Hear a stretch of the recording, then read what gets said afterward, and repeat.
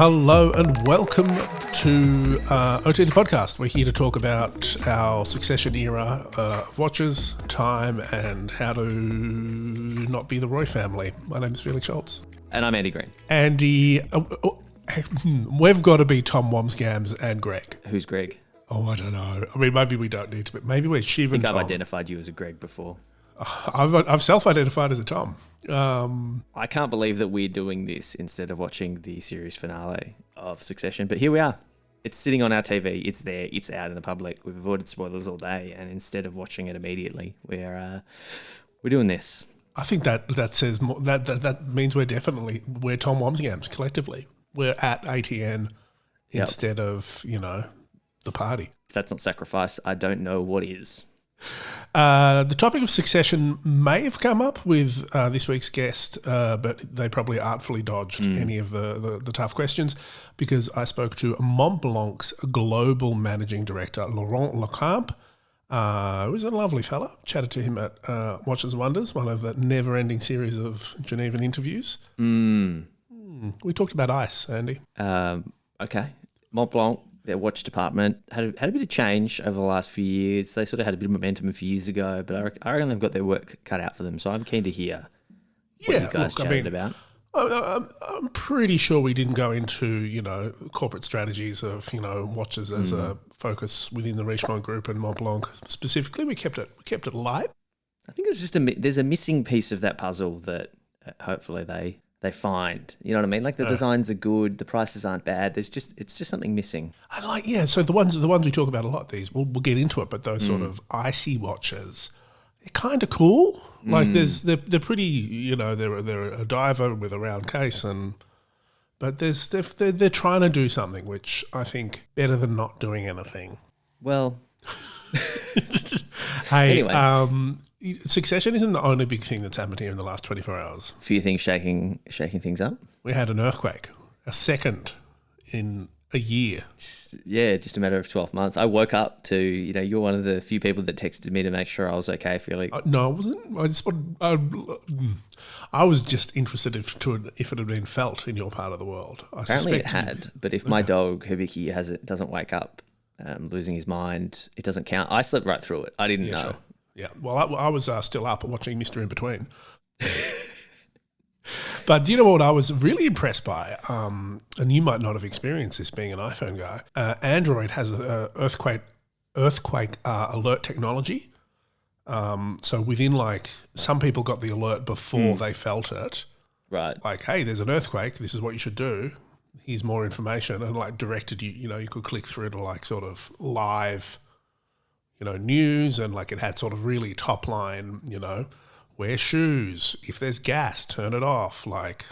Really sort of sensible information, which I rarely get to experience those sort of features on a phone. Kind of handy. In case you didn't feel it. Yeah. Even then, I don't know what to do in an earthquake. I don't live in the San Andreas fault line. You just got to get moving. You just got to leave. You got to find Dwayne Johnson and get out of there. Yeah. As soon as possible. All right. So we mentioned Succession. Yep. It's topical in watches.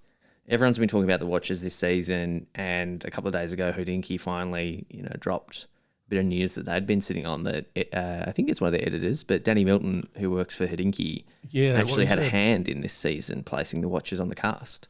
Well, he put together briefing documents essentially for what each character should wear based on what they are like and where they sit within the corporate world and all that sort of thing. And I think so. Obviously, we noticed there was a whole bunch of new watches. Kendall wearing his RM that kind of continued on to the Met Gala, and it was for watch people not knowing the context of a watch expert like Danny kind of doing this work. Without that context, push that to the side. It was a little bit jarring because all of a sudden, all of the characters had these really curated timepieces that were obviously very thoughtful to their character, as we now know. Sure. But I was there sitting, have I missed some context? Is it a thing where, Logan's dead and now they can be a little bit more flexy with their wealth? There's not been an inheritance storyline. The watch only came up in the will for his bodyguard, Colin. So I was sort of like it's a very cool opportunity for Danny, and it's very cool that this happened. But I think it was almost too good, if that makes sense. Like it was too much attention to detail. Well, look, I understand what you're saying, and I come at it with a slightly different hat. Absolutely. I mean, if I was Danny Melton, I would be dining out on this for the rest of my life. No, it's amazing. It's totally amazing. Like, and this is not like I'm not, any sort of dissonance isn't based on the choices, which are all sort of top notch. I look at it more as a sort of a business of props situation, and we could try and delve into this, but I'm fairly confident that the last season's most of the watches were Richemont stable brands. Yep. So they probably had a deal. Richemont's very good at getting, either working through stylists or I assume prop departments to sort of make that happen. Maybe that changed in season 4 for whatever reason. And rather than just go, all right, we'll keep the same watches, maybe they used it as an opportunity to tell that story a little bit more. So, yes, there's a continuity concern maybe, but also maybe their trust fund's matured. Who knows? I mean, look, and on continuity, like it's a moot point. Like, they're obviously very wealthy. And so I guess you're exactly right. If this had been the sort of the placement since the first season, and you kind of knew that this sort of was a detail that mattered to the showrunners this much, I think it would make more sense to me. But I was left kind of going, oh, Kendall's all of a sudden wearing a Richard Mille. And if it was me, I'd be like, oh, Dad's not here to judge me on, spending extravagantly on this watch. Because before that, maybe he cared, but that's just not clear from, I guess, the context of the storyline. Yeah, and across all the characters, I think I found weird. Like if it was just the kids, and all of a sudden it's like, oh yeah, we're in charge. We've inherited this.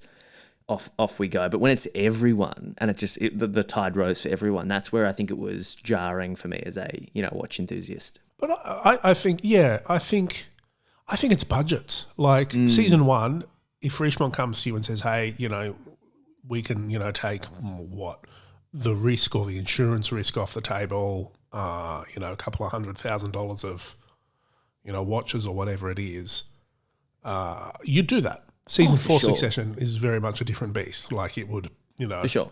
And maybe Richard that's implied. Mille's Maybe that's the implied thing of Logan Roy's the old, he's old school. He didn't care about this stuff. Like, because it's always, I guess the other thing for me was there's been all this talk about stealth wealth, and especially this season, it's sort of like, this necklace is $15,000. This baseball cap's $1,500. Like it's all stealthy. Though. And then these watches are not for the most part, RM, AP, Rolex, they're not stealthy in today's sort of climate. Sure. So maybe it's that. But again, it is super cool. It's super cool that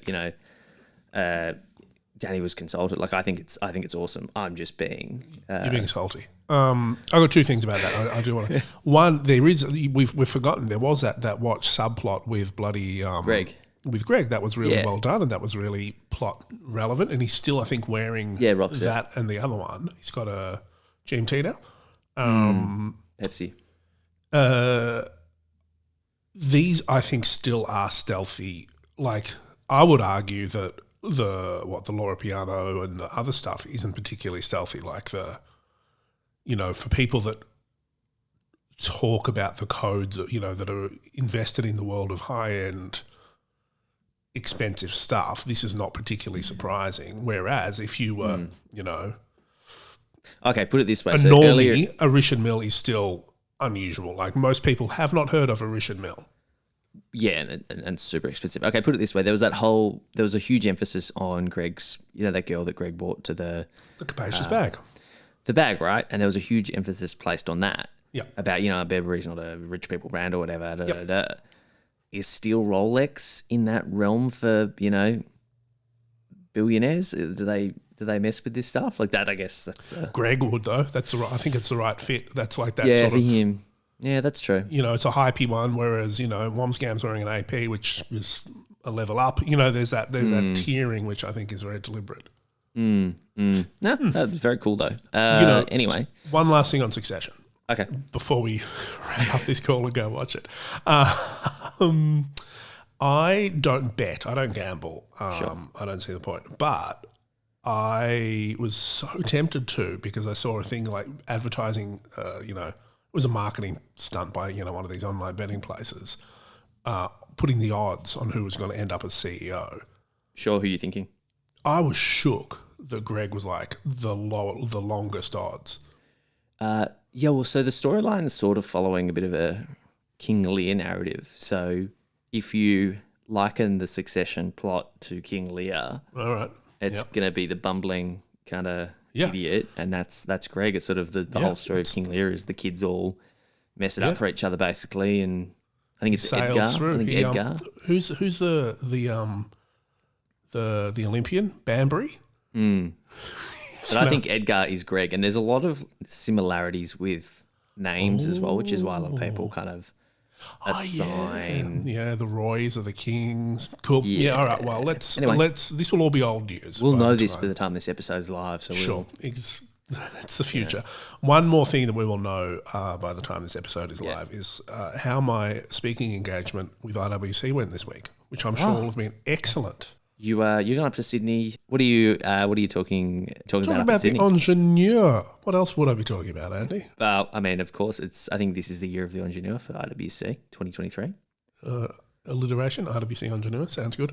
Rolls off the tongue. Yeah, that's going to be a fun little chat. So I'm sure that went well. I'm keen to hear what people's feedback on the ground is, because obviously you're going to be at a boutique setting with the watches, and I think we've previously said you need to try it on. You need to kind of get a feel for it yourself. So I'll be keen to hear kind of what you report back from the word on the street, seeing it. Yeah. Anything else, Andy? What's been happening with you? Oh, what's been happening? I've been wearing this Tudor Black Bay 54. It's heading back soon, I hear. Yeah, it's going back this week. It was sort of a week on the wrist. We kind of started talking about it last week and then realised that actually saw a lot of Tudors, so we talked about those instead. But this is a 54, so it's a 37mm scaled down version of, I guess, the 58, which is a scaled down version of the Black Bay. It's sort of, I didn't think in person it was going to scale down well, if I'm honest. That was my first take. I was like, I don't know if this is going to work. Yeah. But I was pleasantly surprised that the proportions all kind of work on a smaller scale. So they've dropped it on the rubber strap, which has that new T-fit bracelet. Yep. Which is sort of a new thing. How close to that is that to the equivalent Rolex technology? Oh, no. Very quite different? far. Very, very different, yeah. So the Rolex Oyster Flex has I think titanium bars through it. Right. This is pretty good though. This is it's pretty good. It's integrated into the end links. It's nice. The T-fit bracelet, they're talking about a lot. I think it's a big deal for Tudor. I don't know. I don't know about the T-fit bracelet. It seems fine. But sure. What I like about the Black Bay 54 is the case, because it does, it's smaller, but it sits really nicely. And at 37, it's really close to vintage Tudor vibes. Mm. In like a slender kind of thinner piece of, slab of metal that the kind of the bezel then sits neatly on top of. Yep. Everything from the hands has also been scaled down, obviously the dial to kind of fit it all in there, but I think the hands at a smaller proportion work. So I overall think this watch works quite well at a smaller scale. I like it. It's an interesting and good place for the Black Bay to end up. The original one, which was, one of the biggest reasons I kind of got into watches, definitely is. And it was my first serious kind of luxury watch, was the Tudor Black Bay, the blue. So on that front, I'm very happy about it. I like it. It's very stylish. Can I make an early trend call? Mid-sized divers. Yeah. Well, I mean, obviously, coming back. There was a Tudor Submariner in a mid-size from I think the late 80s, definitely through the 90s. So it's not uncommon for the brand. And I think we've woken up to the fact that sizes and everything move beyond that. Yeah. But I mean, the rubber strap's nice. It works really well. It's cool to see, Tudor come out with a rubber strap as well. Like it's just comfy. It's a cozy watch. Oh, yeah, cool. Hey, can I talk about? I know we've got another chat coming up about a certain superpowered crossover. Sure. But before that, I just want to shout out to a watch that came across my professional desk. Okay. Earlier this week, and reminded me of a watch that I have long loved. The Nomos Orion. They've released a limited edition series inspired by 175 years of watchmaking in Glashütte. 3 models, 36, 39, and 41 mil. Lovely. We'll link it up in the show notes. The cool thing about this watch that I like, Andy, hasn't changed very much. Like it's not.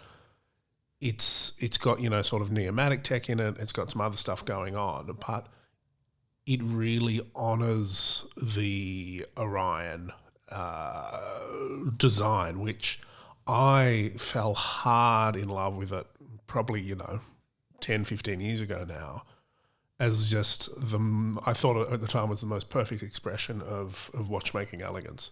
And it kind of still is. This is just a beautiful watch. Yeah. I mean, that the long seconds hands, or the long minutes hand, I should say, is just keeps going, goes forever. Yeah, and it's all super thin, super refined. There's nothing there there's nothing superfluous. It's really, but it's still elegant. It's got like blued hands, gold markers. It's, you know, it's minimalist, but it's not boring, I think. What's the limited quantity? That's a great question. I don't have the link up in front of me right now, but at a wild guess, I'm going to say sort of 175. I could be wrong. Let me just sort of type that into the Google God, I'm going to click that. Maybe like, that wouldn't make sense because there's 3 sizes. Hang on, you got to. This is like elevated music. 175 pieces of each reference. There you go. Look, so we didn't have to have that 3 minutes of awkwardness. 500? It's 500 in total? Yeah. Sure. 450. I don't know. 500. It's a number of watches that is a perfectly reasonable amount for a limited edition, I think. Yeah, it is just which would you go? Which size? 39. 39, yeah, I'd probably do the 36. And because I used my powers for evil and reviewed one for Hodinkee years and years and years ago. And I think it was a 36 mil that I reviewed at the time.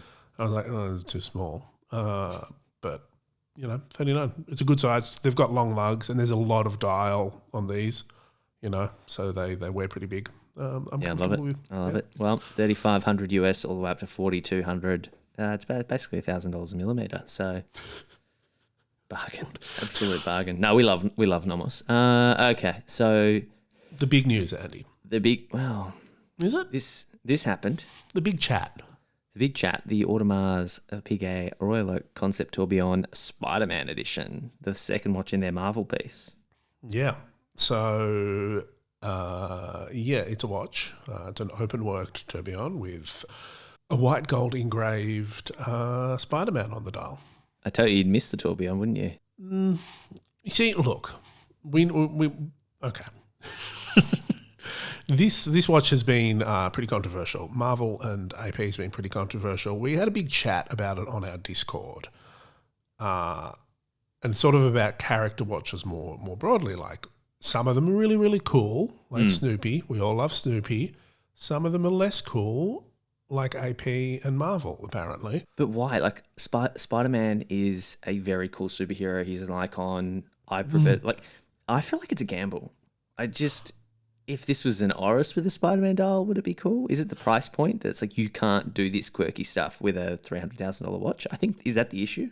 Yeah, we'll get into that. But what I want to say first is I think, I wrote this up forever, I'll link it up. I think from a design point of view, this is actually really good.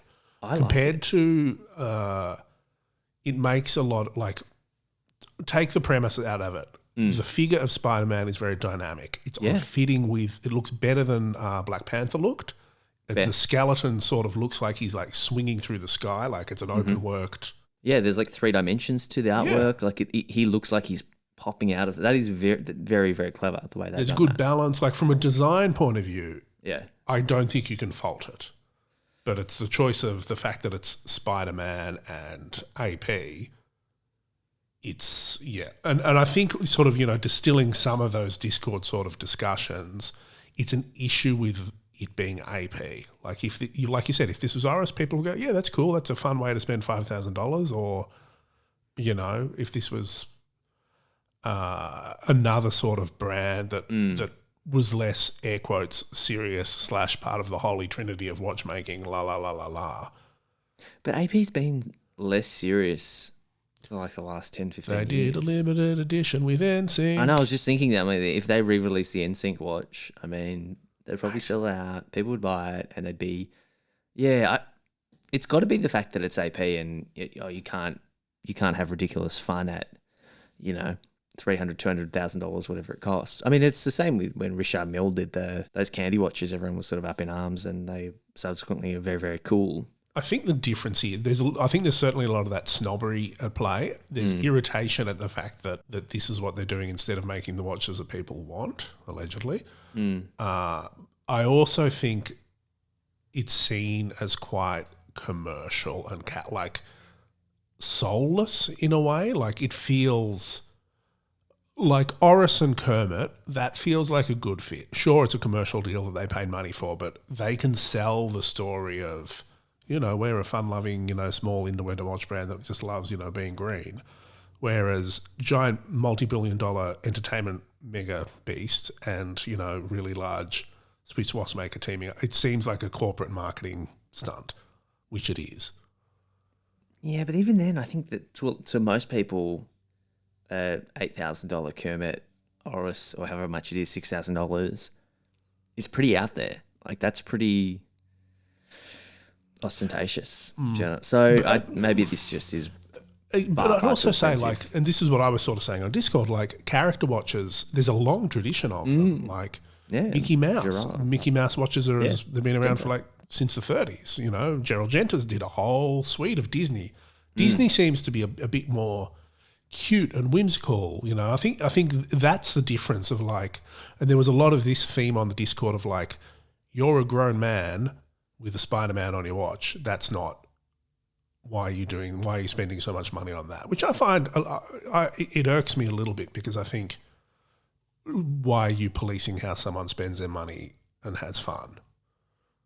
Yeah, exactly. If I want to spend $10,000 and buy a set accurate Batman costume to wear on them while I'm doing the vacuuming, I should be able to do that. And I don't see that there's much of a difference with this. What do you think the next Marvel collab character will be? That's the other thing. I think Spider-Man is such a safe choice that it verges on boring. Spider-Man, I don't know how across, Marvel you are. He's the most vanilla, he's ubiquitous and really uninteresting. Iron Man is the logical. Iron Man, I was going to say, the Hulk could be pretty cool. Yeah, but it's also, it's got to tie in with Marvel's bloody character calendar. There's a Spider-Man movie coming out in a couple of months. Right. And that's why Wakanda Thor. Around that time, Black Panther was still a focus. Thor would be pretty cool. Yeah, Captain America would be too polarizing. I don't think you'll see that. Yeah, but Thor, I reckon Thor, because old Hemsy's been wearing a lot of AP lately. Oh yeah, but he's out of it, I think, isn't he? I don't know. I mean, the universe just continues and continues and continues, doesn't it? I reckon Iron Man's the best fit. Iron Man makes a lot of sense, yeah. Here's another question for you. If not AP, then who? Who else could do MCU? Yeah, exactly. And I mean, I'm asking you, well, you couldn't, because the licensing deals and the hurdles to get this done would just be so. To make it worthwhile, it has to be $100,000 or $200,000, $300,000 watches. Otherwise, it just doesn't make sense for anyone. I mean, Amiga could. Amiga could, yeah. Swatch could. Would Amiga? Urwork could be cool. I'm sure that Swatch has Marvel watches already. I'm 100% sure they do. Yeah, sure. It's a different category. It's like when you say, they don't count. It's a different tier of detail and effort that goes into it. All right, Felix. Well, enough of that. What are we doing now? Less Spider-Man, more ice glaciers. We're talking to Laurent from Montblanc. Really, really nice guy. Really good chat, and interesting to see where they're taking their watchmaking division in the coming years under his direction. Yeah, let's see what happens. Mr. Laurent Lecamp, it is wonderful to finally meet you in real life. I expect you don't remember me during the many, many Zooms we've had over the last few years, but it's great to be in person on the Montblanc booth in your beautiful, surprisingly mountainous environment. Can you tell me this year, obviously Montblanc has got a strong history with the mountains, but this year you've taken it to a sort of an icier place with some truly incredible dials on your novelties. Can you talk to me why that sort of design focus and where the inspiration came from there. Bonjour. The only bonjour will be in French. So very happy to be with you today, first of all. And yes, I'm very excited to give you an answer because the answer I will share with you, it's something that is back to the roots, I would say. Back to the roots. 2 years and close a half ago, I joined the company, so as a managing director, and the first 2 to 3 months, I dedicated them to, I tried to find a lot of books about Minerva and Montblanc. Because when you join a company, it's important to understand what are the roots of the company. And before developing something, it's important to understand where you are coming from, what has been developed in the past, and why. I think the past is very important for the future. So, and then I was very excited when I discovered that the Montblanc emblem, Montblanc logo, depicts the Montblanc mountain with the 6 glaciers around. Mm-hmm. So that's why I decided to go to Chamonix, the Chamonix Glacier, and during one day I sit there. It was very cold, I still remember, but I was just sitting there and observing the glacier and the mountains around. And then I took a picture of the glacier, so I took many pictures, but one of them was a specific one, and I was back in Switzerland, and I decided to go to a supplier and asking them to produce as a dial the picture I took when I was on the glacier. Yeah, right. And that's the beginning of everything, The supplier said it's impossible to do it because the glacier had a thickness of 3, 4, 5, 6 meters with the vents, the grooves, how it reflects with the light, so it's impossible. But I told him we have to do it because this is the real DNA of Montblanc. We are the only watch brand in the watchmaking industry with a name referring to a mountain and a logo based on a mountain and on 6 glaciers around. So the idea was clearly to say, okay, let's try to develop this dial, and we manage it. We are using very old process named Gratte Brasier for the 19th century. And then we have 30 different steps to create our dials. One dial requires between 30 and 35 days to be produced. Once again, one dial for the IC collection, 30 to 35 days, 30 different steps based on an old process. And when you look at it, it looks like a glacier. Interesting the following. People say, okay, which color are you developing this year? I don't say, but I'm not developing colors. With the team together, we're working on something different. We want to focus on the glaciers. So it means the blue, the green, the black, and this year, the silver color you find. It's only colors connected to the glaciers in the world. You can check. If you put a green glacier on Google or blue glacier, you will see what appears on the screen. Yeah. Exactly the colors we have developed. And is there?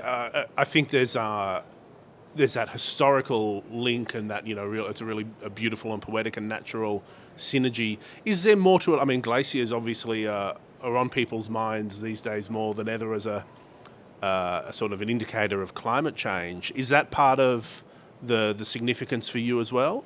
Yes, absolutely, because we pay a huge attention to the nature. So it's easy to say, but just now to explain why I explain this.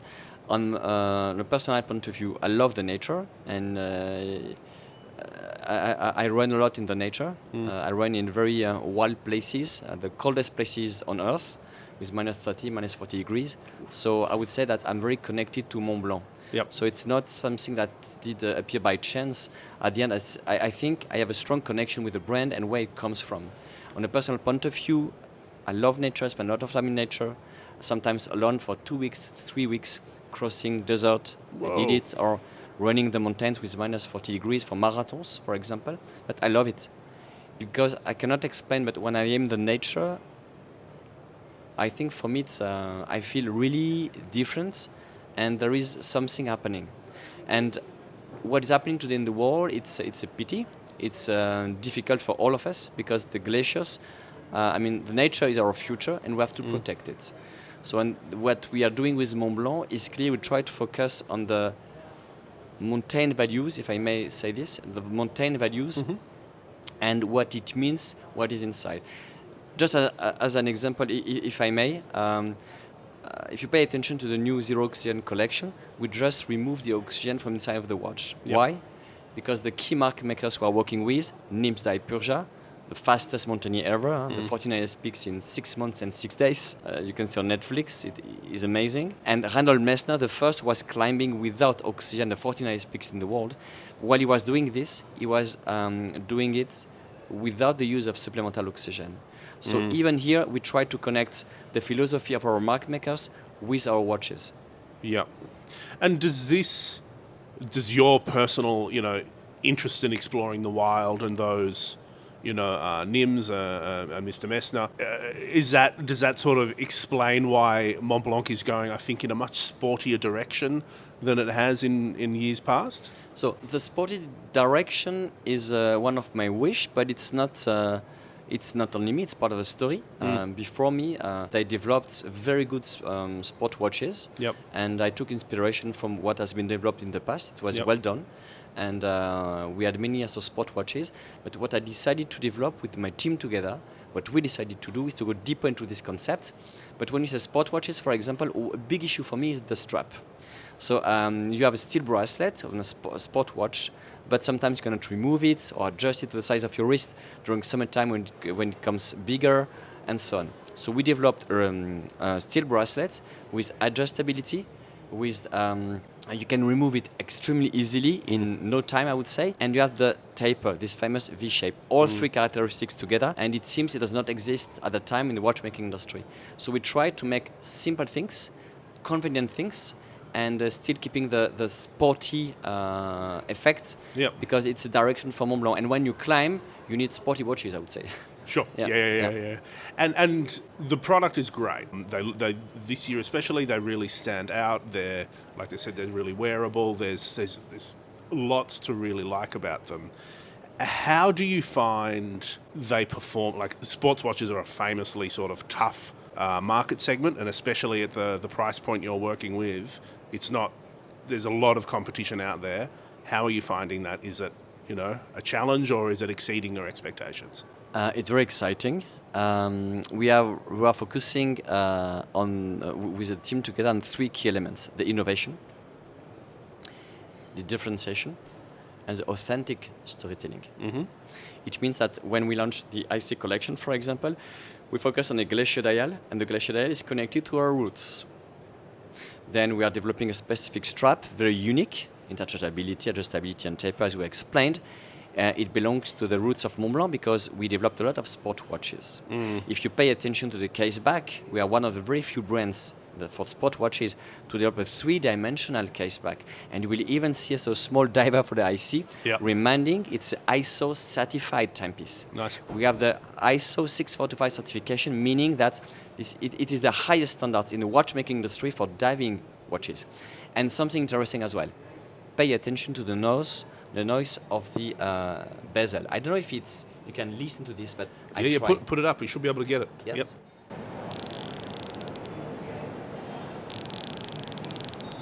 This sound is great, and it's the sound of a dolphin.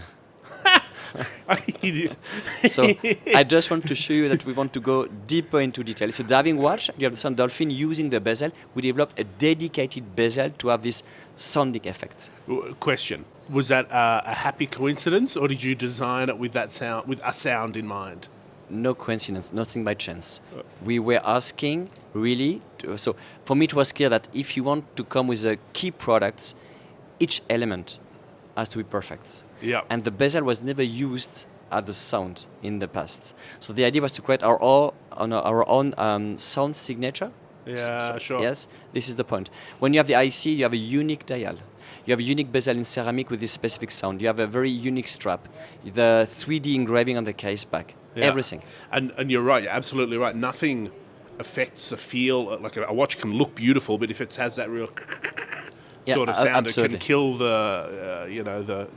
the experience, I guess. But never do it when you swim, because people had this experience and many dolphins were swimming with them.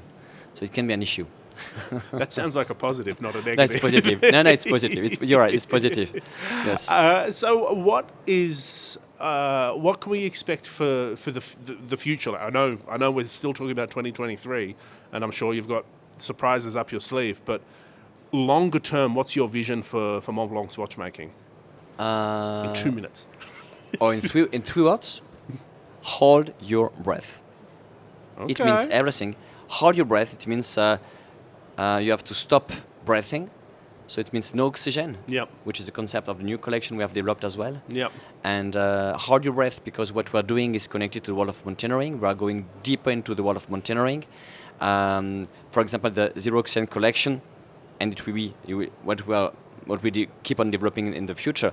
If you observe the dial, it looks like the stone over 8,000 meters. So you have zero oxygen because our key mark makers were climbing without supplemental oxygen. The dial is extremely unique because this is like the stone over 8,000 meters. So everything has been thought to be connected to the world of mountaineering. And this watch, all watches, they all tell a story. And this story, even in 20 years' time, will have a strong meaning. That's the key. So that's why we are building the future now. And I've got two more questions. One is a very sort of B2B sort of question. So Montblanc's obviously famously a multi-category brand. You do a lot of things very, very well. What are the benefits of being the watch division within that sort of broader group?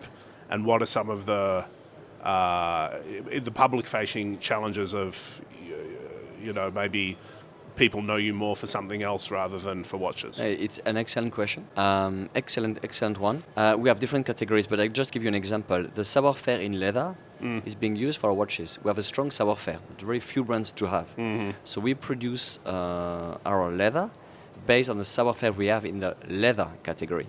For example, we are developing the sfumato.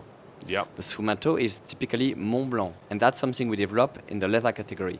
We are developing specific themes, such as the ascent of the Montblanc, that was inspired by the writing instrument as well. So I'm working a lot with all other categories. Yes, we are different managing directors for each category.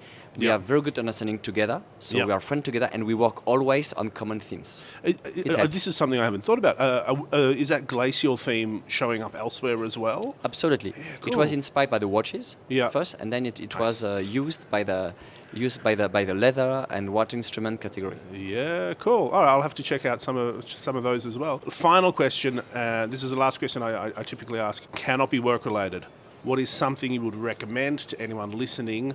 Something to do, something to read, something to enjoy that is not related to watches or your work at all? You mean something I would recommend to enjoy? Not connected to watches? Yes, there is something clear, and I do every week. It's being in the nature. So I love sports, so I would do it running. But there was a study in the US. It was made by Harvard, and a very interesting one. The Harvard study explained that if you pay attention, if you concentrate more than 45 seconds on the green environments, just have a look at it, then your productivity will increase by 15%. So I would like to tell you something. Just be in the nature. Enjoy the nature, and the productivity will increase. That's what I recommend. I mean, that's kind of work-related as well, so you get both. Thank you, Laurent. It's been really beautiful chatting to you and meeting you for the first time. I hope to maybe see you in Australia in the future, and enjoy the rest of your day. It would be a huge pleasure. Huge pleasure. We've got some nice nature down in Australia too. Okay. Maybe we can get some watches inspired by our red dirt. Yes. And I would like to conclude, if you allow me, with a quotation from Nims Dai, a mark maker. Don't be afraid to dream big. That's what every morning with my team, when we had the meetings together, we start with this. Don't be afraid to dream big. Perfect. Thank you so much. Merci beaucoup. Thank you. Felix, I love that we're still milking your travel to Geneva. We've got so many to go. Well, that's how it goes. It's a long way to go, and it's expensive. And you're quite economical with your recording, and you know a lot of people. So that is all very good. Thank you, Felix, for joining me today. Thank you, Montblanc, for letting me chat to Laurent. That was lovely. Thank you, everyone else. That's nice. Thank you, AP. Thank you for listening. Make sure you subscribe. Make sure you tell your friends. Make sure you're spreading the word. Yes. And if you want to email us, well, you can't spoil Succession, so too bad. But if you want to give us recommendations or tell us what you think the next Marvel collaboration should be, do that on Instagram, ot.podcast, or email up. Discord, mate. Get in the Discord. This is where these vibrant discussions are happening every minute of the day.